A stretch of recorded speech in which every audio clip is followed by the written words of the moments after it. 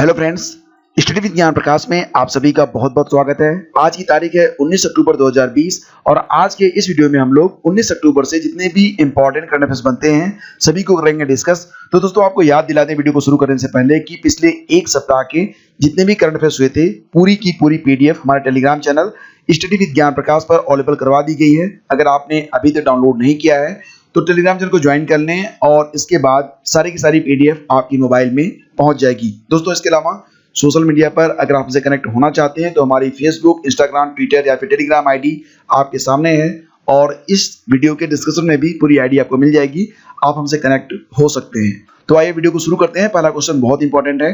Question है कि विश्व रजोनिवृत्ति दिवस यानी कि वर्ल्ड मेनोपॉज डे ये प्रतिवर्ष किस तारीख को मनाया जाता है?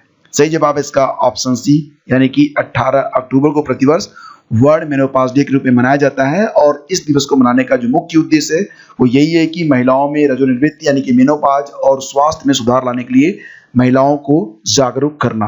तो 18 अक्टूबर वर्ल्ड मेनोपॉज डे के रूप में मनाया गया। वीडियो के अंत में हम अक्टूबर माह के जितने भी इंपॉर्टेंट करंट अफेयर्स हुए हैं और जितने भी इंपॉर्टेंट डेज हैं सभी को रिवाइज करेंगे, इसलिए आप लोग वीडियो के अंत तक बने रहिएगा। हींग की खेती शुरू करने वाला भारत का पहला राज्य कौन सा बन गया है? उत्तर प्रदेश, उत्तराखंड, केरला या फिर हिमाचल प्रदेश?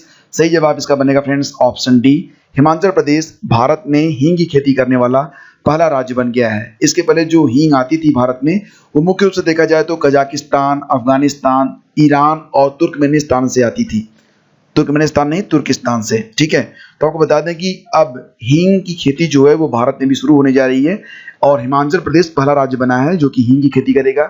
इसके अलावा उत्तराखंड और जम्मू कश्मीर की जलवायु भी हींग की खेती के अनुकूल है, तो उत्तराखंड और जम्मू कश्मीर में भी हींग की खेती की जाएगी। आपको बता दें कि जो हींग की कीमत होती है बहुत अधिक होती है और भारतीय इसका बहुतायत में इस्तेमाल भी करते हैं। 11,000 से लेकर 35,000 रुपये किलो तक बिकती है हींग। और ये जो हिमाचल प्रदेश का लाहौल स्पीति नामक जिला है वहीं पर हींग की खेती की शुरुआत की गई है। तो ये क्वेश्चन भी बन सकता है कि हिमाचल के किस जिले से हींग की खेती की शुरुआत की गई? तो सही जवाब बनेगा इसका लाहौल स्पीति। यह एक इपिक क्वेश्चन है क्योंकि ये ऐसे जो क्वेश्चन होते हैं वो इतिहास बनाते हैं। फ्रेंड्स इसके अलावा प्रदेश के किन्नौर, चंबा और सिरमौर जिलों में भी हींग की खेती की व्यापारिक संभावनाएं देखी जा रही हैं। राज्य के कृषि मंत्री रामलाल मारकंडा ने लाहौल स्पीति में हींग की खेती का शुभारंभ किया और उन्होंने क्षेत्र के किसानों को हींग के पौधे उपलब्ध करवाए हैं। फिलहाल यह एक बहुत अच्छी खबर है कि हींग की खेती अब भारत में शुरू हो रही है और हिमाचल प्रदेश पहला राज्य बनने जा रहा है जो कि हींग की खेती करेगा।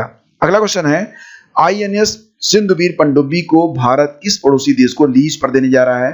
सही जवाब है फ्रेंड्स इसका ऑप्शन बी, याद रखिएगा बहुत ही इंपॉर्टेंट क्वेश्चन है। आईएनएस सिंधुवीर पनडुब्बी अब म्यांमार को मिलेगी। हालांकि ये जो पनडुब्बी है भारत इसे रिफर्बिश्ड यानी कि उसको रिपेयर करके यूज कर रहा था। इसको बनाया गया था सोवियत संघ के द्वारा। ठीक है, और आईएनएस सिंधुवीर जो है यह किलो क्लास डीजल इलेक्ट्रिक आक्रमण पनडुब्बी है। ये भी याद रखना, ये इसका टाइप है किलो क्लास डीजल इलेक्ट्रिक आक्रमण पनडुब्बी।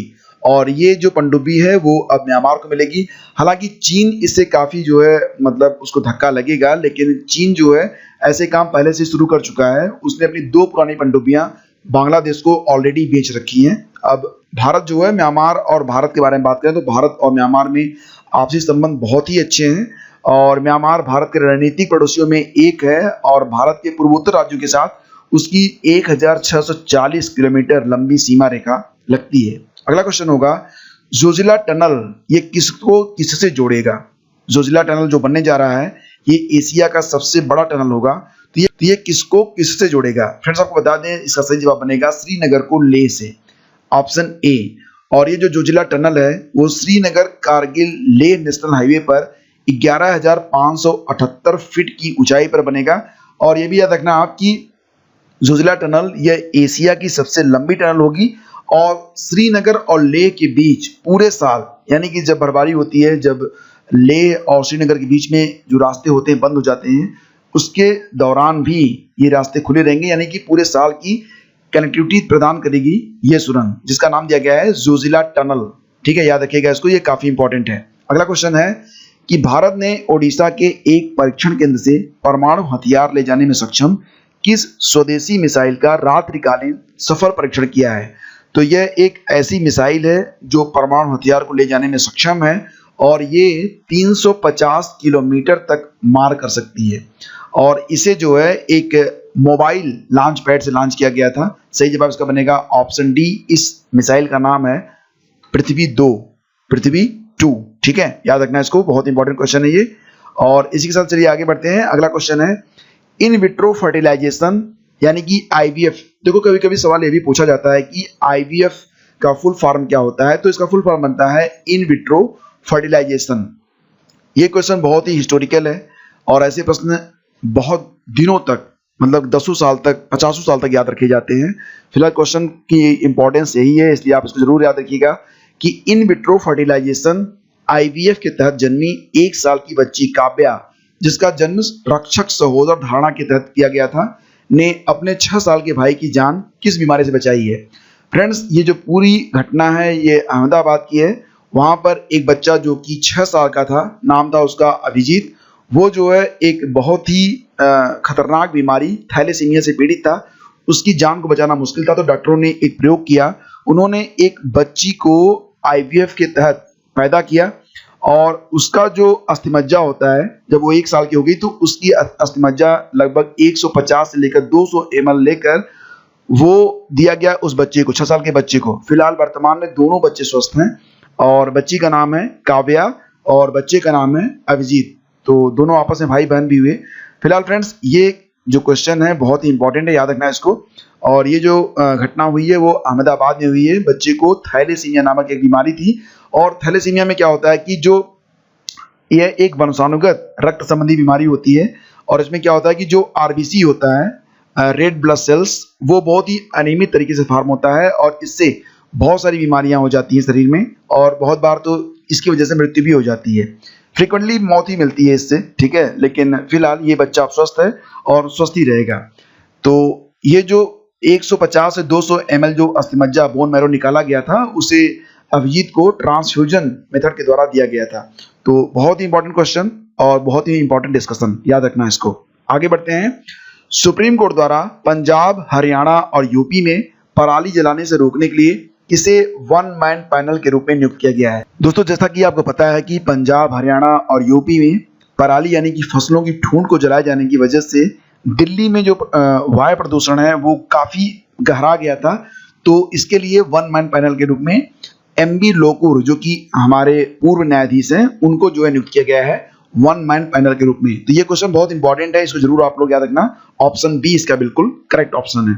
आगे बढ़ते हैं। अगला क्वेश्चन होगा, गुजरात कोकिला के नाम से जाने वाली किस मशहूर हस्ती का कोरोना से निधन हो गया। इनकी उम्र 93 वर्ष थी और अभी हाल ही में इनकी मौत हो गई है कोरोना की वजह से। इनका नाम है ऑप्शन डी कौमुदी मुंशी। क्या नाम है इनका? कौमुदी मुंशी। फ्रेंड्स, आपको बता दें कि ये जो हैं ये गुजराती सुगम संगीत के लिए जानी जाती थी। इनका जन्म हुआ था वाराणसी में। 93 साल की अवस्था में इनका निधन हो गया है कोरोना की वजह से और इन्हें गुजरात की बुलबुल की संज्ञा भी दी गई थी और गुजरात कोकिला भी इन्हें कहा जाता था।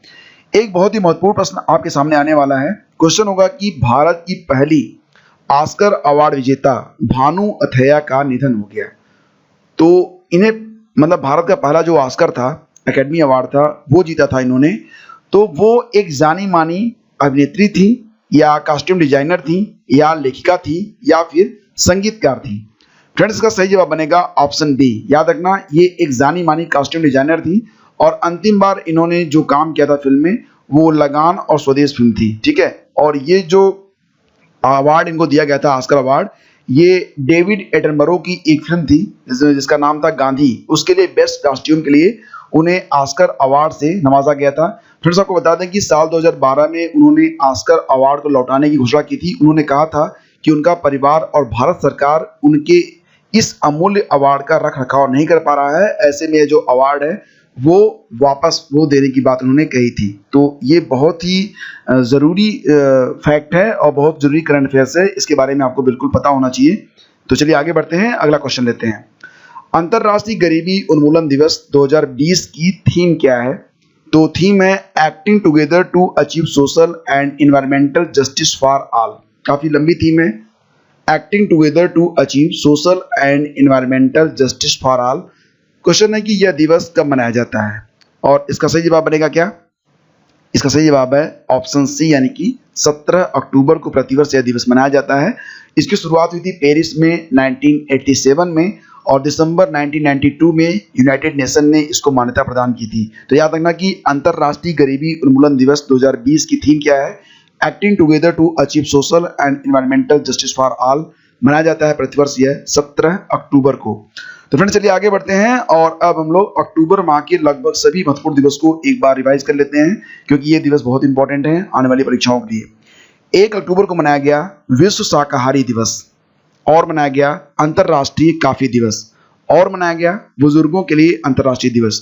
तो 1 अक्टूबर को 3 दिवस, विश्व शाकाहारी दिवस, अंतर्राष्ट्रीय काफी दिवस, बुजुर्गों के लिए अंतर्राष्ट्रीय दिवस। 2 अक्टूबर गांधी जयंती और लाल बहादुर शास्त्री जी की जयंती मनाई गई।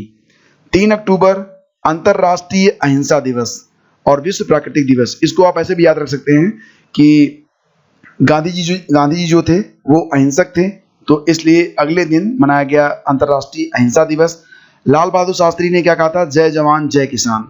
तो यानी कि उन्होंने प्रकृति के बारे में भी बात की थी, तो अगले दिन मनाया गया विश्व प्राकृतिक दिवस। 4 अक्टूबर को मनाया गया विश्व पशु कल्याण दिवस, 4 अक्टूबर को। 5 अक्टूबर विश्व आवास दिवस और विश्व शिक्षक दिवस। इसके एक महीने पहले 5 सितंबर को क्या मनाया गया था? राष्ट्रीय शिक्षक दिवस। और 5 अक्टूबर को क्या मनाया गया? विश्व शिक्षक दिवस। तो इसको भी आप याद रखना। 8 अक्टूबर को मनाया गया भारतीय वायुसेना दिवस और विश्व दृष्टि दिवस। 9 अक्टूबर को विश्व डाक दिवस। उसके अगले ही दिन 10 अक्टूबर को राष्ट्रीय डाक दिवस मनाया गया, यानी कि 9 को मनाया गया विश्व राष्ट्र दिवस, तो अगले दिन भारत में मनाया गया राष्ट्रीय डाक दिवस। और इसी के साथ मनाया गया विश्व मानसिक स्वास्थ्य दिवस। तो 10 अक्टूबर को 2 दिवस थे, राष्ट्रीय डाक दिवस और विश्व मानसिक स्वास्थ्य दिवस। 11 अक्टूबर को था अंतर्राष्ट्रीय बालिका दिवस, अंतर्राष्ट्रीय बालिका दिवस मनाया गया 11 अक्टूबर को। और विश्व मानक दिवस वर्ल्ड स्टैंडर्ड डे ये मनाया गया था 14 अक्टूबर को। 16 अक्टूबर को मनाया गया विश्व खाद्य दिवस, ठीक है, ये भी याद रखना बहुत इंपॉर्टेंट है। और 17 अक्टूबर को मनाया गया अंतर्राष्ट्रीय गरीबी उन्मूलन दिवस। और 18 अक्टूबर को क्या मनाया गया, इसके बारे में मैंने वीडियो की शुरुआत में आपसे बताया था, वो कमेंट करके आप बताएंगे। अब आपको एक सवाल का जवाब देना है। राष्ट्रीय एकता दिवस ये अक्टूबर के महीने में मनाया जाता है, आपको बताना है कि किस तारीख को ये मनाया जाता है। आपको हिंट देता हूं, ये 26 से लेकर 31 अक्टूबर के बीच में मनाया जाता है। अगला क्वेश्चन होगा कि संयुक्त राष्ट्र द्वारा जारी रिपोर्ट के अनुसार, रिपोर्ट का नाम है ह्यूमन कॉस्ट ऑफ डिजास्टर्स, ये 2000 से लेकर 2019 में जारी किया गया है। तो इसके अनुसार किस आपदा में सबसे ज्यादा लोग मारे गए हैं? यूनाइटेड नेशन ने यह रिपोर्ट जारी की है, नाम दिया है ह्यूमन कॉस्ट ऑफ डिजास्टर्स। 2000 से 2019 के लिए रिपोर्ट जारी हुई है। तो किस आपदा में सबसे ज्यादा लोग मारे गए? सही जवाब है इसका ऑप्शन सी, भूकंप और सुनामी के द्वारा, ठीक है, भूकंप और सुनामी के द्वारा। और ये जो रिपोर्ट है इसे UNDRR यानी कि United Nations office for disasters risk reduction ने जारी किया है। और आपको बता दें कि इसका सबसे ज्यादा जो प्रभावित क्षेत्र रहा वो था हिंद महासागर का क्षेत्र। हिंद महासागर में सबसे ज्यादा लोग मारे गए थे भूकंप और सुनामी में पिछले 20 सालों के दौरान। द बैटल ऑफ बिलोंगिंग एक किताब आई है, द बैटल ऑफ बिलोंगिंग, ये किताब किसके द्वारा लिखी गई है? सही जवाब इसका बनेगा ऑप्शन बी, यानी कि शशि थरूर। अगला क्वेश्चन, किस राज्य सरकार ने एक विशेष अभियान आवाज नाम से शुरू की है जो महिला सम्मान और सुरक्षा को समर्पित है? तो फ्रेंड्स, जैसा कि आपको पता है कि अभी उत्तर प्रदेश में एक अभियान शुरू किया गया है महिला सम्मान सुरक्षा के लिए, और उसको नाम दिया गया है मिशन शक्ति। और ये जो अभियान है ये उत्तर प्रदेश में 6 माह तक चलेगा, और ये शारदीय नवरात्र से शुरू होकर वासंतिक नवरात्र तक चलेगा, यानी कि 6 महीने का यह कार्यक्रम है जिसको नाम दिया गया है मिशन शक्ति। तो इसी से मिलता जुलता एक अभियान है जिसको नाम दिया गया है आवाज। ये जो अभियान है ये राजस्थान में शुरू किया गया है, और जैसा कि आप लोग जानते हैं राजस्थान के जो मुख्यमंत्री हैं अशोक गहलोत जी हैं और राज्यपाल हैं कलराज मिश्र, ठीक है। तो याद रखिएगा आवाज नामक जो अभियान है ये शुरू किया गया है राजस्थान सरकार के द्वारा। किसे यूनेस्को ने भारत के अस्थायी प्रतिनिधि के तौर पर नियुक्त किया है? यूनेस्को ने भारत के अस्थायी प्रतिनिधि के तौर पर नियुक्त किया है विशाल वी शर्मा को, और विशाल वी शर्मा स्थान लेंगे जावेद अशरफ का। फ्रेंड्स, आपको याद दिला दें यूनेस्को का मुख्यालय है पेरिस में, स्थापना हुई थी इसकी 16 नवंबर 1945 को। तो फ्रेंड्स, ये थे आज के टॉप करंट अफेयर्स। उम्मीद करता हूँ वीडियो आपको पसंद आया होगा। अगर पसंद आया तो इसे लाइक और शेयर जरूर कीजिएगा। चैनल को अगर आपने अभी तक सब्सक्राइब नहीं किया है तो सब्सक्राइब कर लें, बेल आइकन को दबाना बिल्कुल भी ना भूलें। और सबसे पहले आपको याद दिला दें कि इस लेक्चर की पूरी PDF सारी डिटेलिंग के साथ हमारे टेलीग्राम चैनल स्टडी विद ज्ञान प्रकाश पर उपलब्ध है, तो उसको डाउनलोड करना बिल्कुल भी मत भूलिएगा और हमारे टेलीग्राम चैनल से बिल्कुल आप जुड़ जाइए, बिल्कुल भी देरी मत कीजिए। Thank you so much, have a great day. जय हिंद।